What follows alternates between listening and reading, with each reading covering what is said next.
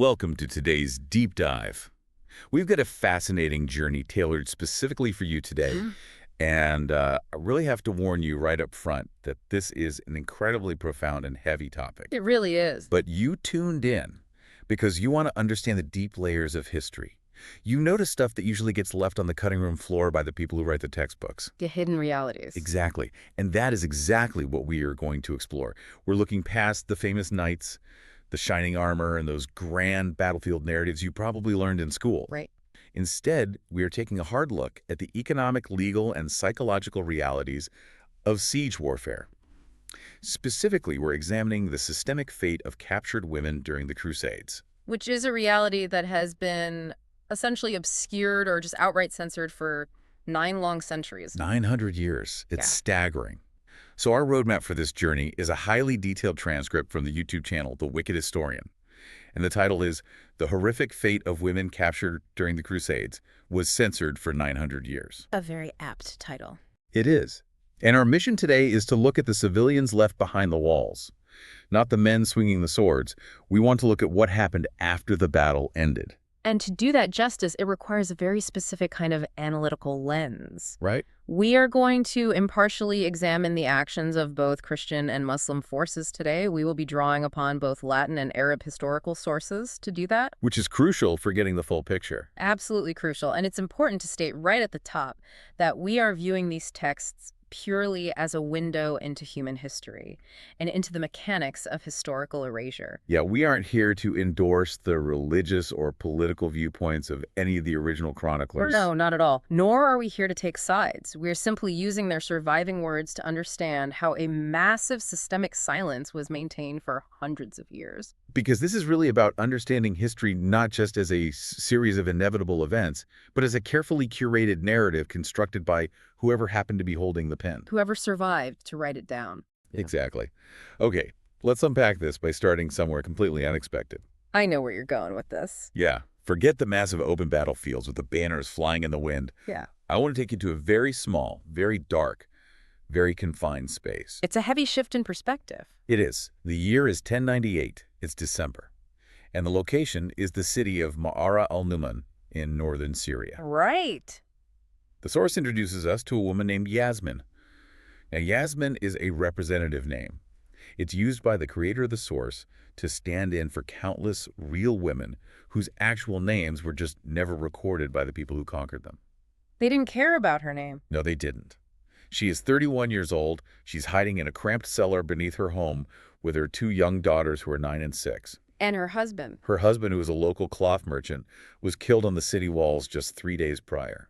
The sensory details provided in the breakdown of this moment are incredibly grounding. They really force you to change your perspective. You really have to imagine being in that cellar with her. You do. Think of the smell of the damp, cold earth, the sharp scent of sesame oil that had leaked from a cracked storage jar in the corner of this tiny space. Just sitting in the dark, smelling that oil. And then you have the sounds. Above her, the city is quite literally dying. Yeah. At first, there's the clash of metal, the organized fighting in the streets as the defenses fail. Right, the military sounds. But then the nature of the sound changes. The screaming begins as the violence moves beyond the garrison soldiers and spills directly into the civilian homes. Oh, And then comes this terrifying, methodical rhythm. the crashing of the doors. The crashing of heavy wooden doors being splintered and broken open, repeating at regular intervals as soldiers move systematically from house to house. And what's so striking about that description is what happens after the crash. After every door is breached, there is a span of screaming and then just silence. Total silence. The creator of the source puts it so chillingly. They say each silence was a family. Each silence was an ending. It's a devastating way to frame it. So Yasmin is crouching in the dark, and she can hear the heavy boots of armored men on the floorboards directly above her head. Right above her. She hears them speaking a foreign guttural language, Frankish. And she has to physically press her hands over her crying 6-year-old child's mouth just so they aren't discovered. It's pure terror. And starting our deep dive here in a root cellar completely shifts how we understand this entire era. It tells us that these wars were not just fought on open fields between willing armed combatants, No, they were fought through living rooms. through kitchens, through the most intimate spaces of civilian life. It fundamentally changes the scale of the narrative. When we think of historical conflicts, it's so easy to adopt a macro perspective. What do you mean by that? Like we look at a map and move abstract blocks of troops from point A to point B. Right, like playing a board game. Exactly. We say the Crusader army marched to Antioch.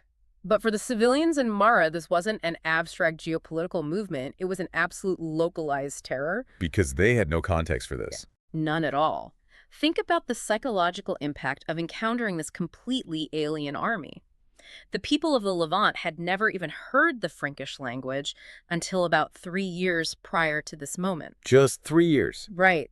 They didn't know the customs of these people, their military structure, or their ultimate goals. To Yasmin and her daughters, these heavily armed men walking above them weren't just a rival political faction. No, they represented an unknown, unimaginable doom crashing into their living room. Which brings up something I really need you to clarify for us. Sure. Who exactly were these men walking above her?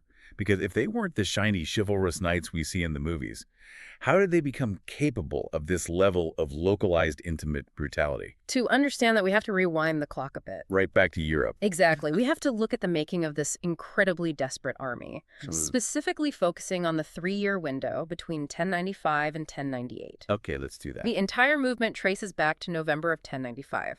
Pope Urban II stood before a massive crowd at a council in Clermont in central France. And he called upon the fighting men of Christendom to march east to assist the Byzantine Empire and reclaim holy sites. But the pitch he made to get them to go wasn't just, hey, let's go help out our allies. No, it was a completely unprecedented spiritual offer. He offered a plenary indulgence right. Yes. Complete absolution of sins for anyone who took up the cross. Which is a massive deal. It's hard to overstate how massive. You have to put yourself in the mindset of an 11th century European. Religion dictated every single aspect of your life. And the fear of hell. The fear of hell and purgatory was a literal daily terror. According to this religious framing, every crime you had committed, every sin that weighed on your soul, and every agonizing punishment waiting for you in the afterlife would be entirely wiped clean. The slate would be totally blank. Exactly. All you had to do was march to Jerusalem and fight. And the response to that offer is what completely flips the script on the romanticized schoolbook image we all have. Because it wasn't who you'd expect. Right, when you say Crusader, most people picture a noble knight. Maybe a younger Richard the Lionheart type riding a white horse. Right, a professional soldier. But the vast majority of this first crusading army were not knights at all. Not even close. Yeah. The core of this initial movement, especially the waves that arrived first, were peasants. Just regular farmers. Landless farmers who had suffered through years of famine and drought in Europe. They were starving before they even left. Exactly. And there were debtors desperately fleeing their financial obligations. There were younger sons of minor nobility who had absolutely zero inheritance waiting for them at home. And criminals. And crucially, there were criminals who literally saw the cross as a get-out-of-jail-free card. A medieval get-out-of-jail-free card? That's a wild demographic to send on a massive military expedition. We are talking about tens of thousands of people at the absolute bottom of the feudal system who had absolutely nothing to lose. So you have this massive, untrained, under-resourced mob. What happens to them between leaving France and arriving at that cellar in Syria? Well, if we connect this to the bigger picture, we have to look at the psychological alchemy of what happened to these people over those next 3 years. The journey itself. The journey east wasn't a well-supplied military deployment. It was a physical and psychological meat grinder. Because they just walked. They walked across Europe, crossed into the Byzantine Empire, and eventually stepped into the landscape of Anatolia and the Levant. Which is totally alien to them. It's a landscape of blistering heat and severe scarcity that European peasants were entirely unprepared for. I can't even imagine the logistics. How do you feed 50,000 desperate people walking across a desert? You don't. You just don't. The supply lines collapsed completely almost as soon as they crossed the Bosphorus. They were hit by rolling waves of disease. Dysentery. Dysentery swept through the camps. Typhoid killed thousands, and minor wounds became instantly infected. And the starvation. The source highlights the starvation specifically during the siege of Antioch. Right, they were stuck outside the walls of Antioch for 8 months. 8 months. And the details are just staggering. They were so starved, they ate their own horses. Which, militarily speaking, is insane. You're eating your cavalry advantage. Yeah. Your main weapon. Yes. And then they boiled and ate their leather equipment, Shoe leather, harnesses. whatever they could chew. And by the time they got to Mara, the city where Yasmin is hiding, the starvation had driven this holy army to actual cannibalism. Actual cannibalism. Let that sink in. And we know this because multiple independent Latin sources documented it. The European chroniclers, right? The ones traveling with the army. Yes, men like Fulcher of Chartres and Albert of Aachen, they actually documented the Crusaders consuming the flesh of the dead. Do they want to write that down? They absolutely didn't want to. But there were simply too many witnesses to hide it. Albert of Aachen specifically wrote about them cooking human flesh on spits. Yes. Okay, I need to pause here. Because the cognitive dissonance is just massive. It is. How does an army that is literally eating people still believe they're on a holy mission? You'd think it would break them. Wouldn't that completely break their morale or make them think they'd lost God's favor? Like, obviously we're doing something wrong if we're eating each other. That is the exact psychological alchemy I'm talking about. It did the opposite. Ugh. This extreme suffering transformed them, but it didn't break their faith. They were forged into a force running purely on desperation and absolute fanatical belief. They leaned into it. They did. And this leads to a highly dangerous psychological framing. They believe God was intentionally testing them. Oh, wow. They viewed their starvation, the disease, the agonizing martyr as a brutal purification process. Only the truly worthy would survive to reach Jerusalem. Exactly. So they don't think they're failing. They think they're being forged in a fire. Which means the religious framework that initiated this march didn't act as a moral restraint against violence. No. It actively authorized it. Precisely. Yeah. And that is a crucial point for anyone trying to understand the mechanics of historical atrocities. Because in the minds of these surviving soldiers, killing the inhabitants of these cities wasn't a sin. It was an act of worship. It was enacting divine will. Taking plunder wasn't theft. It was accepting a divine reward for their suffering. And seizing a woman wasn't a crime. It was simply claiming divine property that God had granted them through the mechanism of military victory. This army standing over Yasmin's cellar was operating completely without a psychological or moral safety mechanism. Just an absolute void of restraint. That is terrifying. And this lethal combination of desperation, trauma, and perceived divine right reached its absolute boiling point at their first major conquest. Antioch. Yeah, you mentioned Antioch a minute ago, and I want to dive deep into that, because the source makes it clear that Antioch is vital to our understanding. It established the grim template for everything that followed. Yes. Let's look at the fall of Antioch in June of 1098. So as we discussed, the Crusaders had been starving outside its massive walls for 8 brutal months. They are at the absolute end of their rope. Finally, a traitor on the inside, a guard named Firuz, is bribed to open a gate in the dead of night. And the Crusader army pours into the city. Right. But what happens next isn't really a military battle in the traditional sense. What do you mean? Once the garrison is overwhelmed, it is a systematic transition from combat to an architecture of absolute plunder. Wait, hold on. They just transitioned from religious zealots fighting for their lives to organized accountants in the middle of a massacre. Essentially, yes. How does that even work? It works with chilling efficiency. Okay. The Arab chroniclers, who documented the hours that the Western chroniclers conveniently decided to skip over, describe this transition with devastating precision. So the battle stops, and then what? Once the main military threat was neutralized, the soldiers didn't just run wild in a disorganized frenzy. They didn't just smash everything. No, they moved district by district, breaking into homes just like the sounds Yasmin heard in Mara. And amidst this total chaos, a very deliberate, calculated selection process occurred. Yes. Women were dragged into the streets and separated from their families in real time. The source describes it like a buyer at a wholesale market, identifying goods from an inventory. It's exactly like that. I mean, soldiers literally paused the killing, wiped the blood off their hands to evaluate which women to seize and which to leave to be executed. And the primary criterion was age. Young women were aggressively separated from old women and children. And it's important to state this wasn't about mercy. Right, they weren't sparing the young women out of pity. Not at all. It was purely an economic distinction. Youth had material value and age did not. It brings us face to face with the chilling reality of how human beings were seamlessly absorbed into the army's economy. Because once these women were selected and ripped away from their families, they were distributed according to the strict feudal hierarchy of the army. Everything was regimented. Knights and high-ranking nobles got the first pick of the captives. Obviously. Then the men-at-arms, the sergeants, the middle-tier soldiers went second. And then the peasants. The common foot soldiers, those peasants we talked about, fought over whatever was left. And we mean this quite literally. These women were inventoried right alongside the gold, the silver, the heavy fabrics, the captured weapons, and the horses.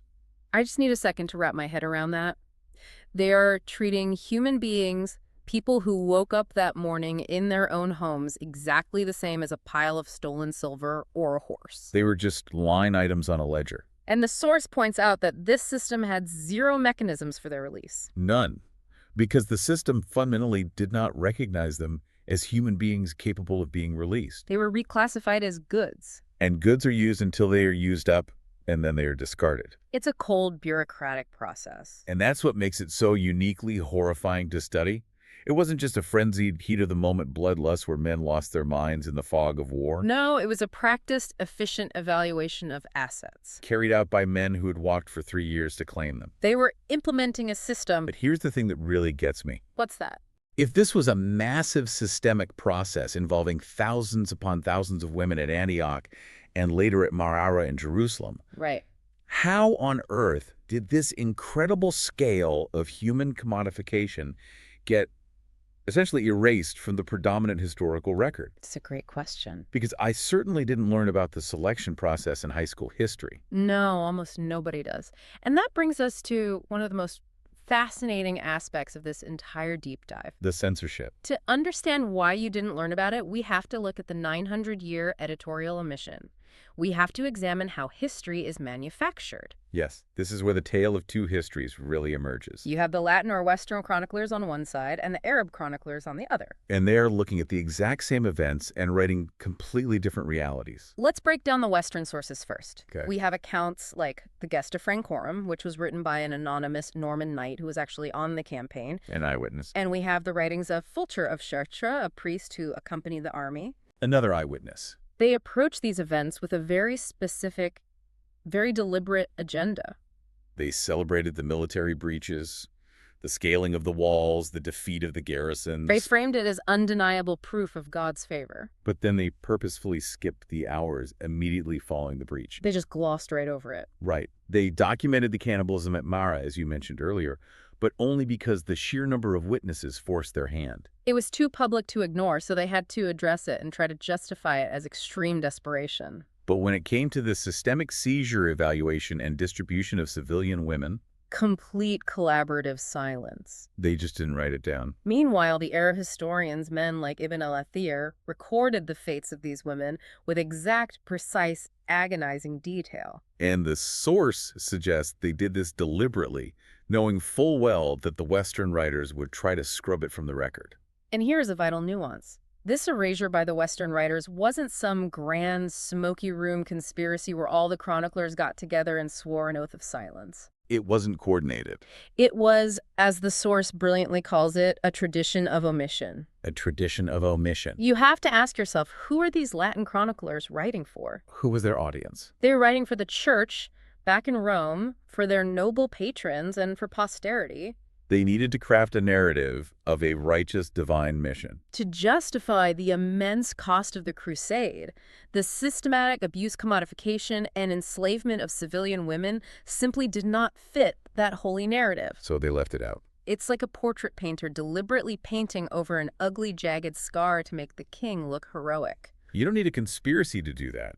You just need a shared understanding of what the boss wants to see. Exactly. And this tradition of omission was protected and compounded by a massive linguistic barrier. Of the language difference. For centuries, this barrier functioned almost like a physical wall around the history of the Middle East. Because the European historians from the Renaissance all the way through the Enlightenment generally only read Latin and Greek. They did not consult the Arabic manuscripts that were meticulously preserved in libraries in Damascus or Cairo or Baghdad. So when Western historians sat down to write the history of the Crusades, they relied entirely on the Latin chronicles. They inherited the silences of the 11th century monks. And they reproduced them generation after generation. The modern textbooks you and I read were ultimately built on those foundational omissions.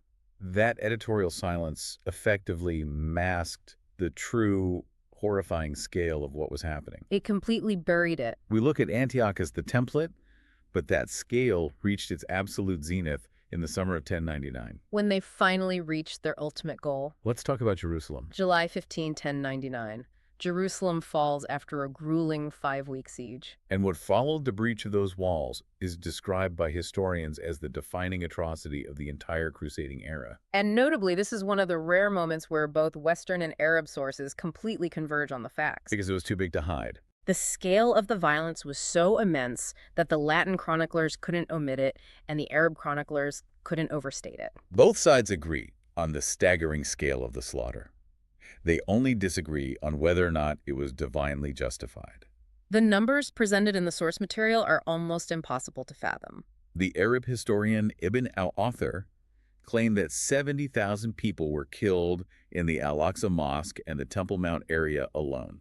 Now, modern historians view that specific number as inflated, which is common in medieval demographics, Okay. but they agree it represents a massive, sweeping slaughter of the city's Muslim and Jewish populations. No one was spared. And then you have a Crusader chaplain, Raymond of Alguilers, who was physically there. He reported that soldiers were riding through the streets and wading in blood up to their ankles and the knees of their horses. And the most chilling part of Raymond's account isn't the blood itself. Yeah. It's his tone. He recorded this not with disgust, not with horror, but with profound satisfaction. He was happy about it. He genuinely saw this unbelievable carnage as a beautiful divine judgment upon the enemies of Christ. He actually quotes the book of Revelation to justify it. But within this unimaginable apocalyptic slaughter, that same psychological horror of selection we saw at Antioch was operating. Just on a much grander, more industrial scale. Yes, women were being pulled out of crowds of civilians that were actively being herded toward execution. Amidst men wading in blood, the economic machine was still functioning. Soldiers were still evaluating assets. I want you, the listener, to really put yourself in the shoes of someone experiencing that real-time selection. It's hard to even picture. Imagine being a civilian in Jerusalem that day. To be chosen by a soldier in that moment meant you survived, yes. But your survival meant standing there physically held by a stranger covered in blood, watching your entire family, your friend, the people you grew up with, die right in front of you. You survived knowing you were spared purely for your physical utility. The mental torture of that is just beyond words. It is a profound, world-shattering psychological devastation. And it's critical to understand that this wasn't just a brief nightmare that ended when the armies marched away. Right, because the Crusaders didn't pack up and leave. No, after these initial, incredibly violent conquests, Antioch marred Jerusalem, they stayed. They settled down to rule the Levant. They established what we call the Crusader states, the Kingdom of Jerusalem, the County of Tripoli, the Principality of Antioch, and the County of Edessa. And to rule a permanent state, you need laws. You need a functioning economy. This is where we see the chaotic plunder of the initial sieges evolve into the everyday, formalized legal foundation of a brand new society. Which brings us to a document that completely blew my mind when I read the source material. The Assizes of Jerusalem? Yes, in the 12th century. Yes. This was the legal code developed for the Kingdom of Jerusalem. And this code took the horrific reality of human plunder and formalized it into everyday mundane commerce. Under these laws captured, civilians were legally, formally classified as property. There was absolutely no legal distinction between a captured woman and a captured horse or a flock of sheep. They were all categorized as movable assets. They could be owned, sold, traded, transferred to settle debts, and even inherited from father to son in a will. Passed down like furniture. The legal framework became so deeply normalized that a Crusader lord taking his share of captured women wasn't seen as committing an act of violence or cruelty. He was simply collecting routine revenue that was owed to him under the established codified customs of war. The cognitive dissonance here is thick, and it is incredibly tragic. Because these were men who consider themselves highly civilized, deeply pious European nobility. They attended Sunday Mass in grand churches that they had converted from local mosques. They took communion. Yet they built the entire legal and economic foundation of their new civilization on the explicit ownership and subjugation of human beings. And it extended way beyond just private, quiet ownership on rural estates, too. Yeah, the source details open highly regulated slave markets operating in broad daylight in major commercial hubs like Acre Tire and Tripoli. These weren't black market back alley dealings where people whispered about what they were buying. No, they were massive, bustling public markets taxed and regulated by the Crusader authorities. They generated massive revenue for the kings of Jerusalem. And critically, for the Italian merchant republics that controlled the Mediterranean shipping lanes, places like Venice, Genoa, and Pisa. That's a vital connection. Yeah. The Italian maritime republics were the logistical backbone of the Crusader states. And we actually have their surviving commercial ledgers from this period, right? We do. When you look at the archives in Genoa and Venice, you can see the proof written in ink on parchment. What do the ledgers say? In these documents, a captured woman from the Levant is reduced to nothing more than a line item. A line item. She is literally squeezed into the ledger columns between shipments of raw cotton spices and dyed cloth. The merchants assessed and priced her solely by her approximate age and physical condition. Her entire humanity, her history, her trauma is completely erased by the dry bureaucracy of medieval maritime commerce. Just a line item between cotton and cloth. It's staggering to think about the paperwork of atrocity. It really is. But we know the legal status. They were property. And we know the economic status. They were trade goods. Yes. What we really need to understand now is what their actual daily life looked like once they were bought, pulled off that merchant's ledger, and placed behind closed doors in a Crusader city. We have to look at what the source calls the inversion of the home. Right. The source outlines a wide spectrum of captivity for these women. And the best possible outcome, and you really have to put best in heavy quotation marks here. Very heavy quotation marks. The best outcome was domestic labor in a wealthy Frankish household. But when you examine the psychological architecture of this arrangement, it is utterly devastating. Just imagine a woman who is forced to clean, cook, and wash clothing in the exact same physical house she previously owned. Now serving the very strangers who kicked down her door and killed her family. Imagine the absolute mental torture of that setup. It's the ultimate inverted home. The walls of a house usually represent safety, sanctuary, and family. But for these women, those exact same walls were transformed into a literal daily prison. You are trapped inside the shell of your old life. And we actually get some incredible, rare insights into this dynamic from a historical figure named Usama ibn Munkid. Yes. Can you give a little background on him? Because his perspective is so unique. Usama ibn Munkid is a fascinating figure. He was a 12th century Arab nobleman, a warrior, a poet, and a diplomat. Okay. Because of his high status and the complex political realities of the 12th century, he had a very unique role. He moved between the two worlds. He moved quite freely between the Muslim courts of Damascus and the Crusader courts in Jerusalem. Because he was actually interacting with both sides. He often socialized with the Frankish nobility, went hunting with them, and visited their homes. And because he was in those homes, he observed these captive Muslim women working in Frankish households. And what he noted in his memoirs was the complete systemic erasure of their personhood. What specifically did he observe them enduring? Usama noted that these women had zero agency. They could not leave the premises under any circumstances. They could not refuse any work demanded of them. And their religion. They were strictly forbidden from practicing Islam openly, as it wasn't tolerated within Christian households. Meaning they were cut off from their spiritual comfort. Yes. And perhaps most importantly, they had absolutely zero access to the legal protections that were afforded to Frankish women in the Crusader states. Right, because Frankish women had some rights. If a Frankish woman was wronged, she had legal recourse. But if a captive woman was abused, beaten, or mistreated by her owner, she had the exact same legal standing as that mistreated horse we mentioned earlier. absolutely none. No court would hear her plea. None. And as horrific as that is, that was considered the better outcome. Because at least they were out of a cell and interacting with a household. The worst outcome described in the Arab sources involved women who weren't even given the status of household servants. They were confined to hidden rooms solely as objects of sexual use. They were denied all mobility, never seeing the sun, subjected to the complete caprice of their captors. With no audience for complaint, no legal recourse, and absolutely no possibility of refusal. It is a total eclipse of human rights. And at this point in our deep dive, it is vital to step back and address the broader context of medieval warfare. Yes, we need to zoom out again. Because a question naturally arises when we focus so heavily on the actions of the Crusaders. Was this horrific cruelty, this systemic commodification of women, entirely unique to the European Christian armies? Right, and maintaining our strict source-based impartiality, the answer provided by the historical texts is an unequivocal no. Muslim armies operating in the same era committed the exact same acts. They captured Frankish Christian women through very similar economic and legal systems. Wait, hold on. I want to make sure I understand this clearly. Go ahead. The Muslim armies were the ones being invaded. Are you saying they did the exact same thing to captured Frankish women as standard military procedure, or was it just retaliation for what happened at Jerusalem? It was standard procedure for the era, not just reactive retaliation. The symmetry of suffering here is precise. And honestly, it is damning to the historical narratives championed by both sides. For example, let's look at the year 1144, when the Muslim forces of the Atabeg Zengi captured the Crusader state of Edessa from the Franks. The Arab chroniclers who were present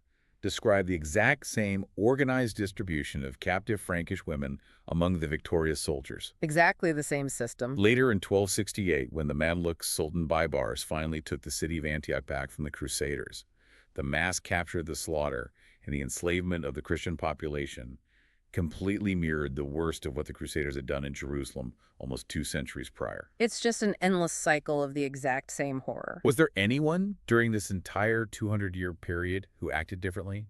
Any leader who pumped the brakes on this system? There is one highly notable exception mentioned prominently in the source: Saladin in the 1180s. Following his stunning victory at the Horns of Hattin and his subsequent reconquest of Jerusalem and other Crusader territories, his behavior was notably restrained by medieval standards. What did he do differently? He actively allowed the ransoming of thousands of prisoners. He released many widows and orphans without demanding any payment. That's a huge departure from the standard operating procedure. And he issued strict orders forbidding the mistreatment of captives. However, the source makes it very clear that Saladin was a personal anomaly. He was an exception driven by his specific interpretation of Islamic chivalry and strategic public relations, rather than a reflection of the standard brutal rules of the era. Because once he was gone, the standard practices quickly resumed. That reality completely dismantles the competing historical narratives we've been handed for centuries. You have the West's traditional narrative of the Crusaders as the noble defenders of civilization bringing light to the East. And then you have the opposing narrative, often prominent in the Arab world, of the Crusaders as these uniquely savage, bloodthirsty invaders destroying a peaceful region.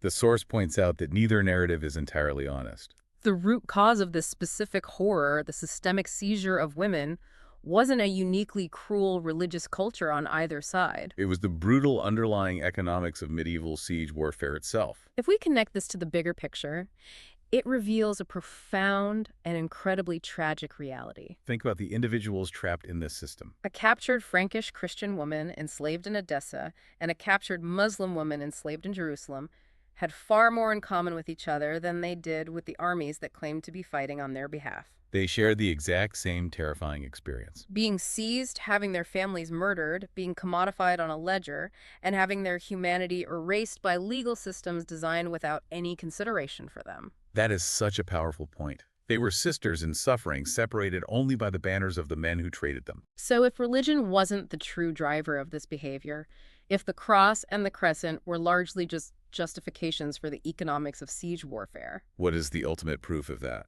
to find the smoking gun, we have to look at the events of the year 1204.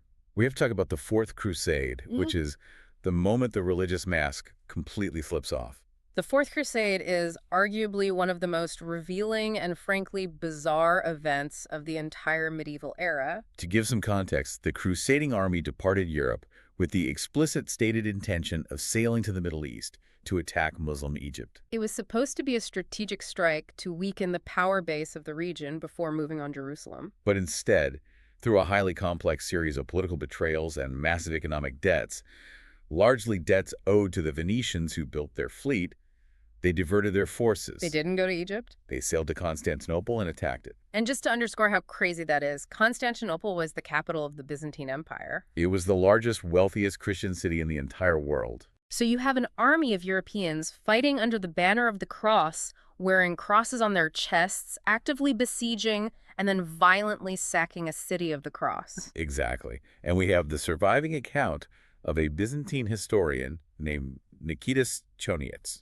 Who was a high-ranking official living in the city when the walls were breached. He lived through the nightmare. He describes the Frankish Crusaders breaking down the doors of Orthodox churches, dragging nuns out of convents. and assaulting Christian noblewomen right in the holy sanctuaries that they desperately thought would protect them. The women of the greatest Christian city on earth were ripped from their families and distributed among the European soldiers and the Venetian merchants as plunder. I mean, how do you even compute that? This raises an incredibly important question, perhaps the most important question of this entire history. How does an army of the cross justify to themselves sacking a city of the cross? And how do they justify legally distributing Christian women among the soldiers and merchants as trade goods?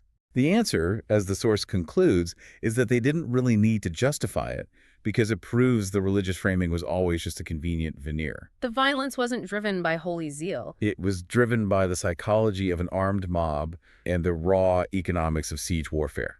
The system they had built didn't actually care if a woman was Muslim, Jewish, or Christian. It didn't care if she spoke Arabic, Greek, or Frankish. The system only recognized one distinction. It distinguished between people who held swords and people who didn't. The Christian women of Constantinople were processed into the exact same terrifying economic machine as the Muslim women of Antioch and Jerusalem. It's just a machine that eats vulnerable people. And the saddest part is what happens as the centuries drag on. By the time of the later Crusades, the 5th, the 6th, the 7th, this behavior had become so incredibly routinized that the chroniclers simply stopped mentioning it altogether. It's like the old saying, the first time an atrocity happens, it's massive news. The 100th time it happens, it's just the weather. The sudden silence in the later historical sources isn't proof that the treatment of women somehow magically improved. It is proof that it became entirely normalized. It was so standard that it wasn't worth the ink to write it down. So we face a historical dilemma.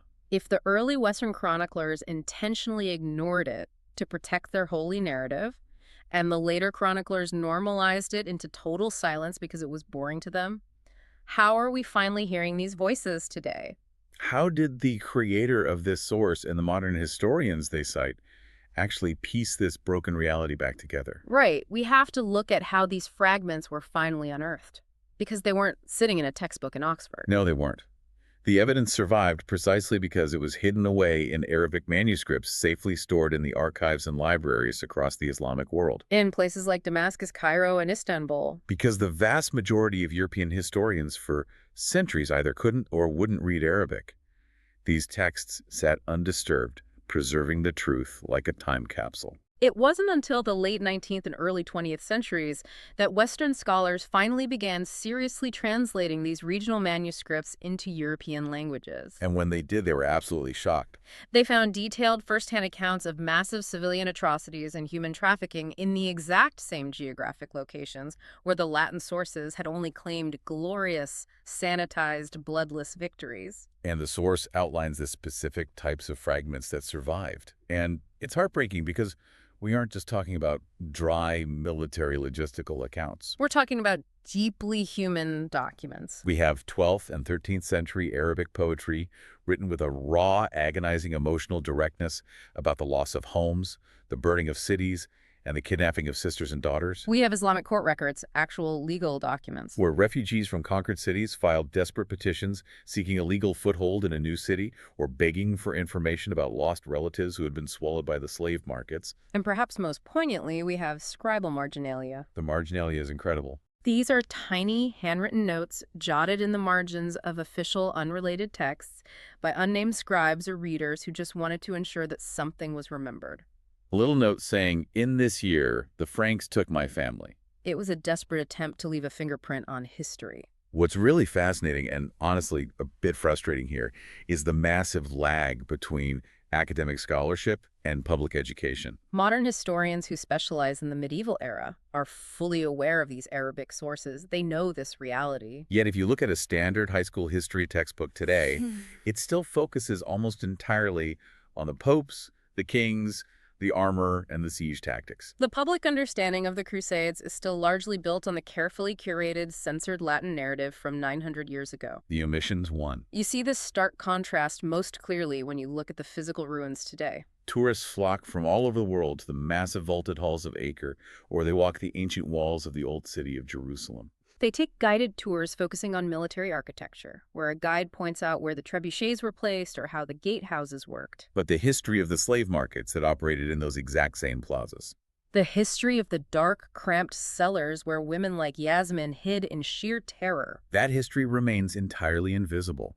It's not carved into the stone, and it's certainly not on the bronze tourist plaques. Which brings us right back full circle to Yasmin. As we noted at the very beginning of this deep dive, her specific name is an invention by the author of our source material. But we have to remember that her situation is a cold, hard historical fact. She represents hundreds of thousands of real breathing women who endured the absolute worst of this economic machine. Their actual names, their personalities, their hopes were entirely excluded from the historical records simply because the men with the swords, the men writing the ledgers, and the chronicles never bothered to ask for them.